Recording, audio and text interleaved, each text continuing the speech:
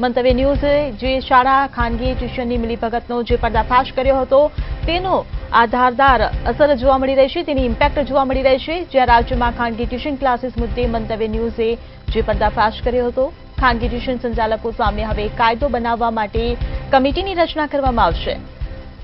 ત્યારે મંતવ્ય ન્યૂઝના અહેવાલની ભૂપેન્દ્ર દાદાની સરકારે આ મહત્વની નોંધ લીધી છે। રાજ્યમાં ખાનગી ટ્યુશન સંચાલકો પર હવે નિયંત્રણ આવશે। ત્યારે મુસદ્દો તૈયાર કરવા માટે શિક્ષણ બોર્ડના અધ્યક્ષ હેઠળ કમિટીની રચના કરવામાં આવશે।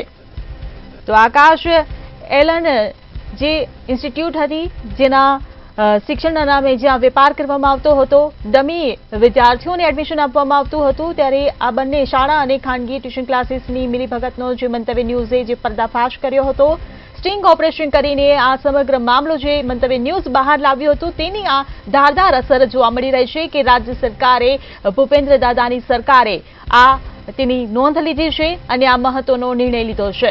તો મંતવ્ય ન્યૂઝે જે શાળા ખાનગી ટ્યુશનની મિલીભગતનો જે પર્દાફાશ કર્યો તેનું આ પરિણામ।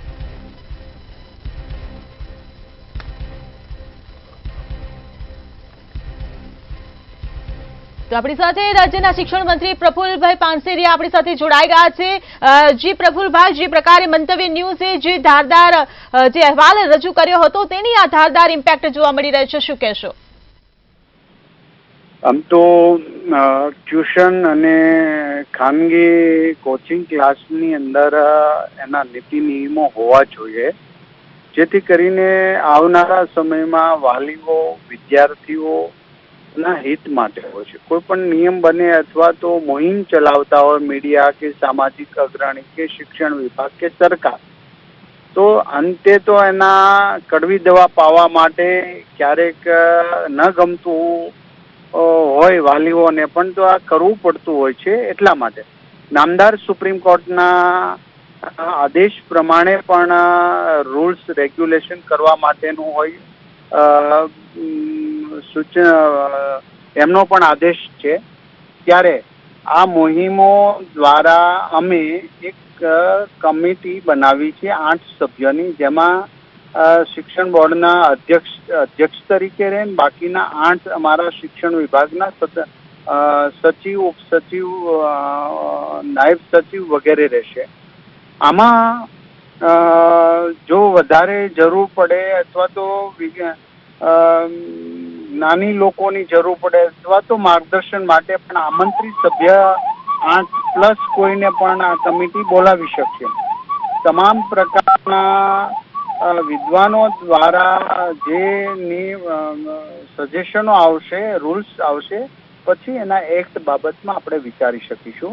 પરંતુ ખાનગી ટ્યુશન અને કોચિંગ ક્લાસની અંદર કોઈ તો નિયમ હોવા જોઈએ, એ ચોક્કસની વાત છે। અને નામદાર સુપ્રીમ કોર્ટે પણ આ મુદ્દો ટાંકીને સરકારને આદેશ કર્યો છે। સરકારે 19/9/2025 રોજ આ કમિટીનું ગઠન કરી અને જાહેરાત કરી છે। અને જે રૂલ્સ આવશે એમાં પછી માનનીય મુખ્યમંત્રીના માર્ગદર્શન નીચે એમનો એક્ટ બનશે। જી પ્રફુલભાઈ, મંતવ્ય ન્યૂઝ દ્વારા જે સ્ટિંગ ઓપરેશન કરીને આ અહેવાલ બતાવવામાં આવ્યો હતો, ત્યારે હવે એ લોકો તમામ રાજ્ય સરકારના નિર્ણયની સરાહના કરી રહ્યા છે, તેને વધાવી રહ્યા છે, એ માટે આપ શું કહેશો? બિલકુલ બિલકુલ, એ આપના પત્રકાર મિત્રોએ બધાએ ખૂબ સારી જહેમત ઉઠાવી અને આવું પર્દાફાશ કરવું, એ મીડિયાના સત્ય ઉજાગર કરવું એ મીડિયાનું કર્તવ્ય છે। અને આ કર્તવ્ય અને કામગીરીને બિરદાવવા લાયક છે। જી બિલકુલથી, તો જે પ્રકારે આપ અમારી સાથે જોડાયા અને સમગ્ર માહિતી આપી બદલ આપનો આભાર।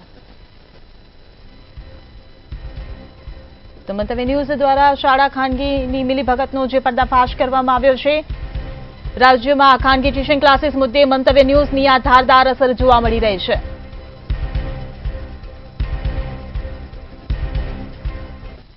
મંતવ્ય ન્યૂઝના અહેવાલની ભૂપેન્દ્ર દાદાની સરકારે આ નોંધ લીધી છે।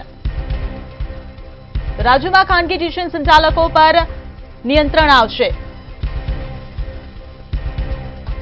તો મુસદ્દો તૈયાર કરવા માટે શિક્ષણ બોર્ડના અધ્યક્ષ હેઠળ કમિટીની રચના કરવામાં આવી છે। લોકોએ પણ આ રાજ્ય સરકારના નિર્ણયને વધાવી લીધો છે। આપણી સાથે રાજ્યના શિક્ષણ મંત્રી પણ જોડાયા હતા. તેમણે પણ આ નિર્ણયની સરાહના કરી છે. મંતવ્ય ન્યૂઝે જે ધારદાર અહેવાલ પ્રસારિત કર્યો હતો તેની જે આ ઇમ્પેક્ટ આવી છે તેને લઈને મંતવ્ય ન્યૂઝના પણ શિક્ષણ મંત્રી દ્વારા વખાણ કરવામાં આવ્યા છે, સરાહના કરવામાં આવી છે.